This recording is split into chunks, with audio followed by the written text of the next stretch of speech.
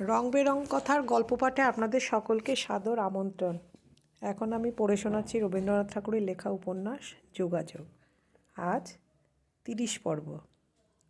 নবীন ঘরে গিয়ে মুখ শুকনো করে মতির মাকে বললে, মেজো বউ, আর কেন? হয়েছে কি? এবার জিনিসপত্রগুলো বাক্সয়ে তোলো। তোমার বুদ্ধিতে যদি তুলি তাহলে আবার কালই বের করতে হবে। কেন? তোমার দাদার মেজাজ ভালো নেই বুঝি? আমি তো চিনি ওকে, এবার বোধ হচ্ছে এখানকার বাসায় হাত পড়বে। তা চলোই না।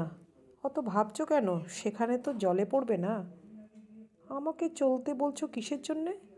এবারে হুকুম হবে মেজ বউকে দেশে পাঠিয়ে দাও। সে হুকুম তুমি মানতে পারবে না জানি। কেমন করে জানলে? আমি কেবল একাই জানি মনে করো তা নয়, বাড়িশুদ্ধ সবাই তোমাকে স্ত্রৈণ বলে জানে। পুরুষ মানুষ যে কী করে স্ত্রৈণ হতে পারে এতদিন তোমার দাদা সে কথা বুঝতেই পারতো না। এইবার নিজের বোঝবার পালা এসেছে। বলো কি? আমি তো দেখছি তোমাদের বংশে ও রোগটা আছে। এতদিন বড় ভাইয়ের ধাতটা ধরা পড়েনি। অনেক কাল জমা হয়েছিল বলে তার ঝাঁজটা খুব বেশি হবে। দেখে নিও, এই আমি বলে দিলাম। যে জোরের সঙ্গে জগৎ সংসার ভুলে টাকার থলে আঁকড়ে বসেছিল, ঠিক সেই জোরটাই পড়বে বউয়ের উপর। তাই পড়ুক।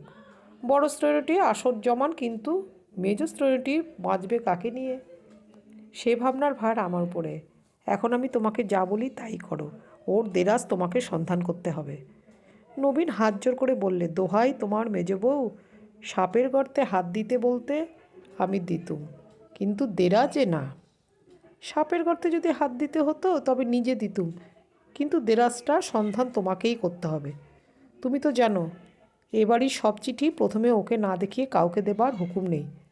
আমার মন বলছে ওর হাতে চিঠি এসেছে। আমারও মন তাই বলছে, কিন্তু সেই সঙ্গে এও বলছে ও চিঠিতে যদি আমি হাত ঠাকাই তাহলে দাদা উপযুক্ত দণ্ড খুঁজেই পাবে না। বোধহয় 7 বছর ষষ্ঠম কাশির হুকুম হবে। কিছু তোমাকে করতে হবে না, চিঠিতে হাত দিও না, কেবল একবার দেখে এসো দিদির নামে চিঠি আছে কি না।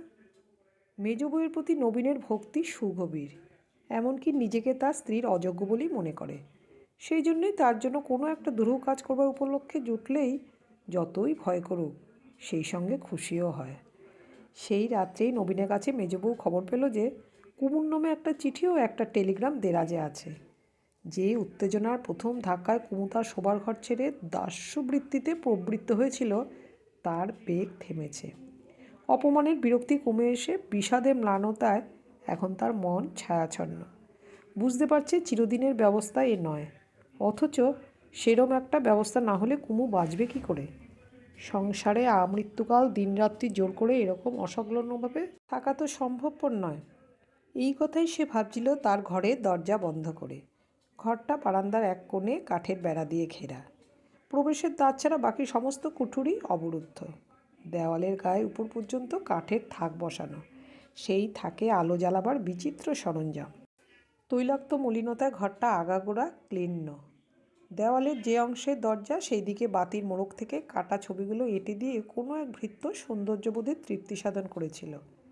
এক কোণে টিনের বাক্সে আছে গুঁড়ো করা খড়ি, তার পাশে ঝুড়িতে শুকনো তেঁতুল এবং কতগুলো ময়লা ঝাড়ন, আর সারি সারি কেরোসিনের টিন, অধিকাংশই খালি, গুটি 2-3 ভরা।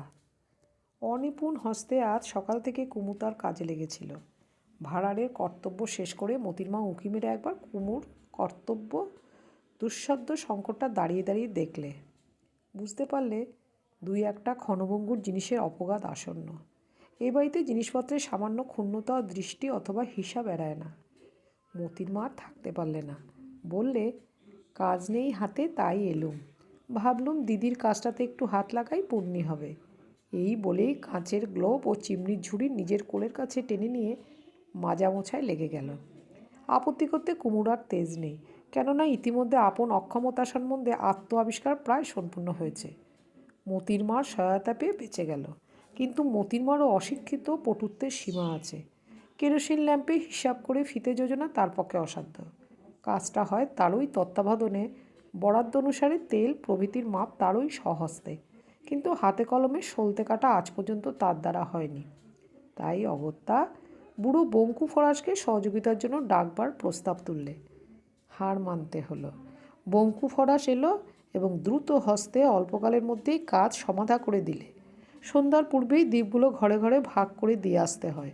সেই কাজের জন্য পূর্ব নিয়ম মতো তাকে যথাসময়ে আসতে হবে কিনা বঙ্কু জিজ্ঞাসা করলে।